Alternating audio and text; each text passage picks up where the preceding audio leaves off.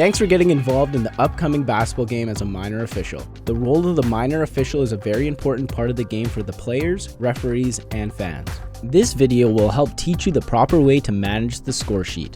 The score sheet is the official record of the game with respect to scoring, fouls, and timeouts. The score sheet is a very important part of the game, and it is crucial that you strive for accuracy and consistency at all times.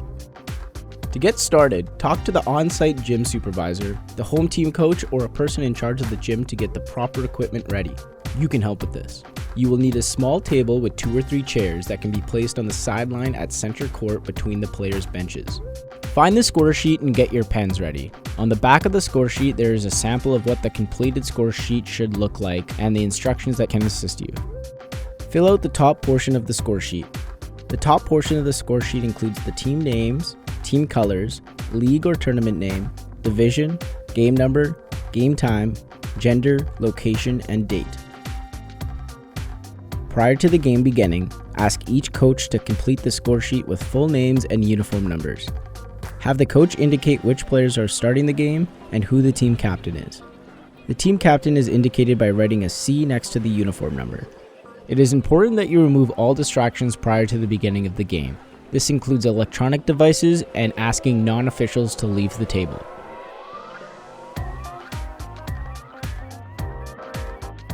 The most important part of your job will be to mark the running score section of the score sheet. The referee will indicate if 1, 2, or 3 points is scored, so watch them immediately after a made basket to correctly mark how much that basket was worth. Mark the individual score after updating the running score with a 2 for a 2-point score or a 3 for a 3-point score.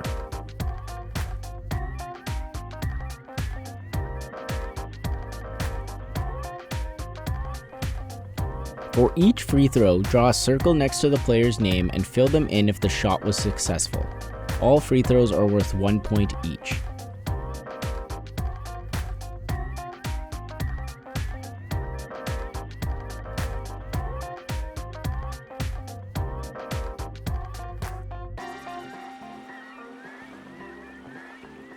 Watch the referee signal for what the made field goal is worth.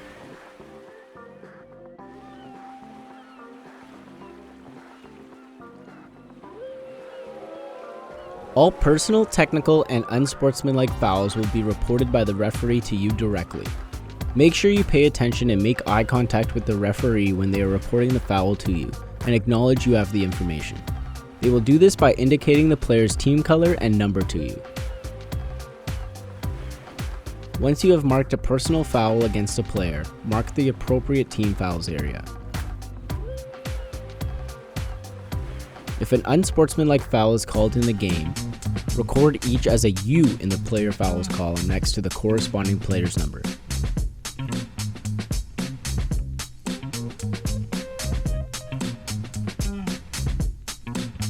If a technical foul is called in the game, record each as a T in the player fouls column next to the corresponding recipient's number. If they receive a second technical foul, mark that with a T, then a GD for a game disqualified. This applies for coaching staff as well. If a technical foul is committed by someone on the bench, it will be charged against the coach and will not count as one of the team fouls. If a technical foul is committed by a player on the court, it will be charged against him as a player foul and will count as one of the team fouls as well. Once a player receives 5 personal fouls, they are disqualified from the game. Immediately notify the referees by sounding the horn and show them an open hand indicating the player has received their 5th foul. Once you have marked a personal foul against a player, mark the appropriate team fouls area. Once a team receives 5 team fouls in the period, immediately notify the referees with the sound of the horn to indicate the other team is now in the bonus situation. This means the opposing team will now shoot 2 free throws for every foul that is called that period. All team fouls will reset going into the next period except any overtime period, where they will continue from the 4th period. All timeouts are requested to the score table and are granted to the requesting team at the next whistle or if the team is scored upon. Teams will have 2 1-minute timeouts in the first half and 3 1-minute timeouts in the second half. If the game goes into an extra overtime period, each team will only have 1 timeout and no existing timeouts will be carried over. If If a team still has 3 timeouts remaining with less than 2 minutes left in the game, they will lose 1 timeout and have only 2 left for the duration of the game.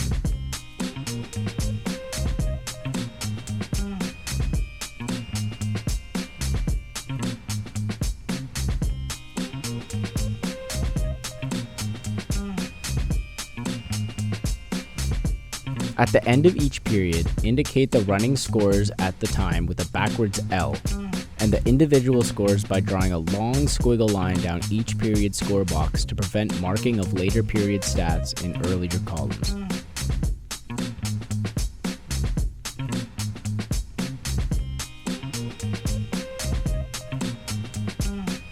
At the bottom middle of the score sheet, indicate by color of team that will have the possession of the ball at the start of the second half.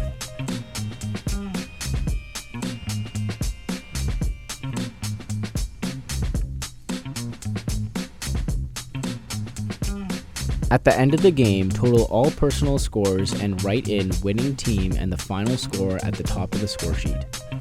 Ask each referee print and sign the right sides of the score sheet. You can now sign the bottom left of the score sheet and have the clock operator do the same.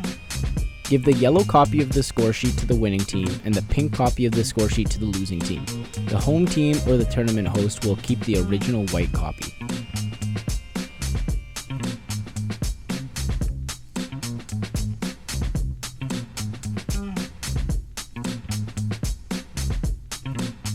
Communicate with your team at the score desk to ensure the score clock matches the score sheet at all times. Thanks again for helping out at the upcoming basketball game. We hope this video will help you perform your minor official duties to the best of your abilities.